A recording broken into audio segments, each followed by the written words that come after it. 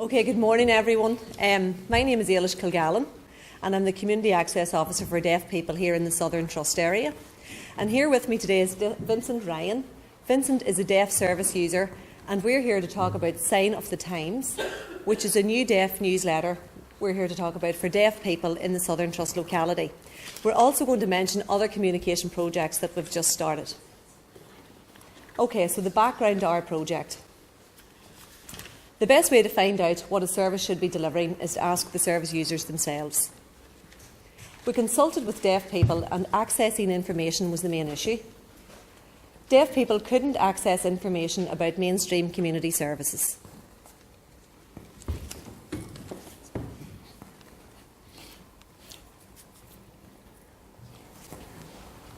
Okay, so what we realised was deaf people wanted to share information about services to other deaf people. And when we consulted with them, what they wanted to say was it would be useful to have a newsletter and using this to learn about technology and communication. So tablet training they thought would be useful to use so they could then access Skype and FaceTime to communicate with each other.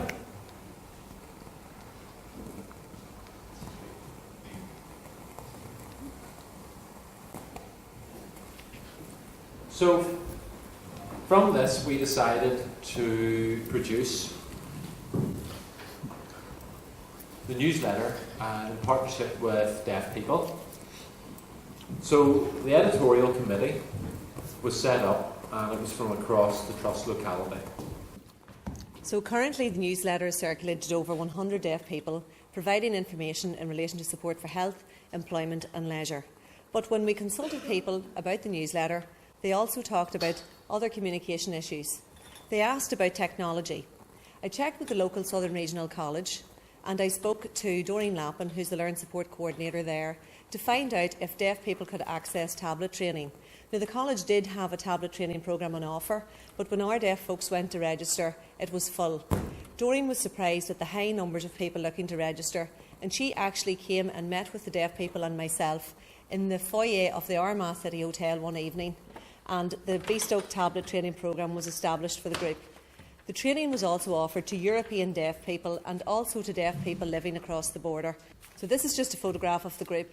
The group was set up in Armagh as the location and tablet training was delivered for about 8 weeks. The college provided an interpreter to support the group. But whenever that group ran, then other issues emerged in relation to communication. Firstly, the European deaf who participated in the group had 2 communication barriers to overcome. Firstly, being deaf. And secondly, they were using another sign language, for example, Polish, Lithuanian or Russian. So again, there was another issue we had to look at. They had access to the IT training, but they wanted to learn British Sign Language. So we looked at how this could happen. We looked at the fact that they were meeting in the City Hotel. Firstly, they formed a network using Facebook, and the skills they learned in the tablet training class established and enabled them to maximise their full potential. And that was particularly true for the older people in the group. They were able to communicate with each other across Skype and FaceTime. And the next thing we did, we worked with the community development workers and looked at locating a premises where they could meet, because ideally setting up a class wasn't going to work where they were meeting in the foyer of a hotel. It just wasn't suitable. So they have currently accessed a building and a room in the St Vincent de Paul building here in Armagh.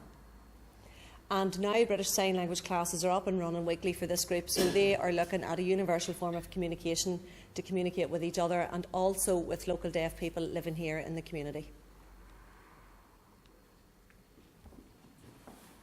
This is just a picture of the group celebrating getting into their new premises.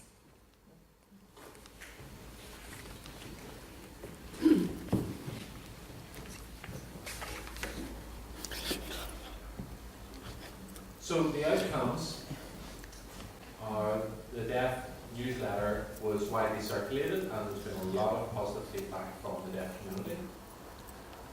There has been regional organisations using this newsletter now to put their information on it, which means that people are also being able to use Skype and FaceTime to communicate. So future plans There's one member of the editorial committee who has used his experience and skills to help secure placement for himself in Alison's. And the way forward is the same principle for the newsletter. The idea is that it will be with deaf people, by deaf people, for deaf people. So what we're aiming to do is encourage more deaf people to get involved and join the committee.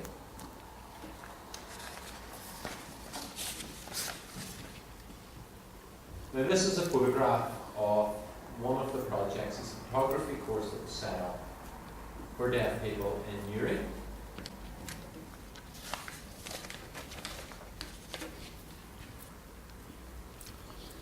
These are some of the photographs that have been used. Now the courses have ranged from Spanish, cookery, and various other courses. And also we're thinking of creating YouTube links, which means that the newsletter can be produced in written English, but also translated in BSL using YouTube clips. And we're thinking it wouldn't just be BSL, it would be ISL and various other sign language. So that's one of the aspirations for the future. So thank you for listening to us today.